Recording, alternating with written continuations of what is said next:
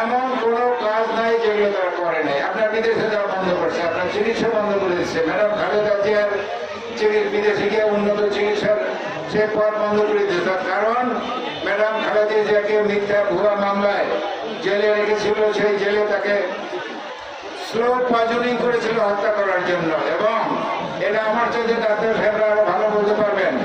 ওনারা এটাই চিন্তা করেছে যদি ম্যাডাম খালেদা উন্নত চিকিৎসার জন্য বিদেশে যায় তো ডাক্তাররা তো টেস্টে ধারণ করবে যে ওনাকে বিষ দেওয়া হয়েছিল, পয়জন দেওয়া হয়েছিল, এই জন্য করে নাই। তারেক রহমানকে কিভাবে ফিজিক্যালি অত্যাচার করে তাকে বন্ধ করে দেওয়া হয়েছিল, সে বিদেশে এতগুলো বছর ধরে চিকিৎসা করেছে, এখন আল্লাহর রহমতে ভালো আছে। তো সেই কথা আমি বলছি যে এই ইবলিস সরকার, ফ্যাসিস্ট সরকার, অত্যাচারী সরকার, যারা সারা বাংলাদেশের উপরে একটা অত্যাচারিত আজরাইলের মধ্যে এসে বসেছিল, যে আমি 800 বার হাজিরা দিয়েছি।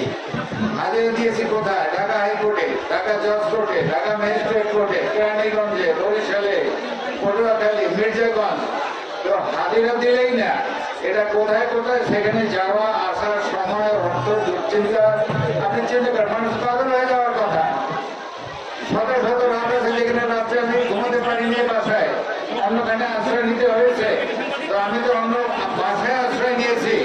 আমার ছোট ছোট ভাইরা এই আওয়ামী লীগের অত্যাচারে বনে জঙ্গলে পশুর মতো জীবন কাটিয়েছে। যাই হোক, আল্লাহ রহমত হয়েছে আমাদের ছাত্র জনতার আন্দোলনে। এই ফ্যাসিস্ট সরকার, ভারতের তলবিবাহী সরকার, তাদের পতন হয়েছে, লেজ গুটিয়ে বাংলাদেশ থেকে পালিয়ে গেছে। আপনারা দেখেছেন পৃথিবীর কোন দেশ নাই যারা শেখ হাসিনাকে আশ্রয় দিতে রাজি ছিল, একমাত্র ভারত ছাড়া। তো যে বাংলাদেশে পুলিশ দিয়ে এবং তার ভাড়াটে গুন্ডা দিয়ে, ইন্ডিয়ান রয়ের স্পেশাল এজেন্ট দিয়ে আমাদের 2000 ছাত্র জনতাকে হত্যা করেছে, 30,000 ছাত্র জনতাকে আহত করেছে, 600-র উপরে সম্পূর্ণভাবে অন্ধ হয়ে গেছে, হাজার হাজার আমাদের সন্তান এবং জনগণ এখনো হসপিটালে মৃত্যুর সাথে পাঞ্জা লড়তেছে। তো আপনারা চিন্তা করেন কি অবস্থা। এই অত্যাচারের কথা বলতেছিলাম, আমাদের মধ্যে এখানে খুব কম লোক আছে যাদের ব্যাংক অ্যাকাউন্ট চালু ছিল, ব্যাংক অ্যাকাউন্ট বন্ধ করে দিয়েছে যাতে আপনার অর্থনৈতিকভাবে একেবারে পঙ্গু হয়ে যান। আপনার ব্যবসা বাণিজ্য বন্ধ করে দিয়েছিল, আপনার দোকানপাট বন্ধ করেছিল, আপনার স্কুল যেটা আপনি এমপিও ভুক্ত করেছিলেন ম্যাডামের সময়, ম্যাডাম খালেদা জিয়ার সময়, সেটা এমপিও ভুক্ত বন্ধ করে দিয়েছে। আমাদের বাণিজ্য ও স্বরাষ্ট্রমন্ত্রী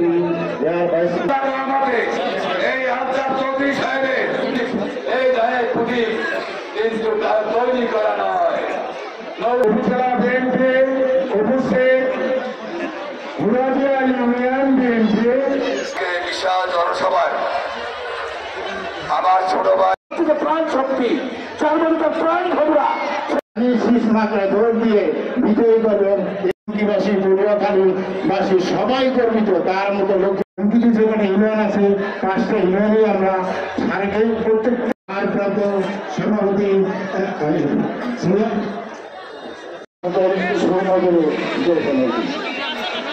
আমি মাননীয় প্রধানমন্ত্রী তার হাত দিয়ে বিভক্ত করা হয়েছে। যেমন আমার শ্রদ্ধা নেতা, আমার একটাই কথা বলবো ভাই,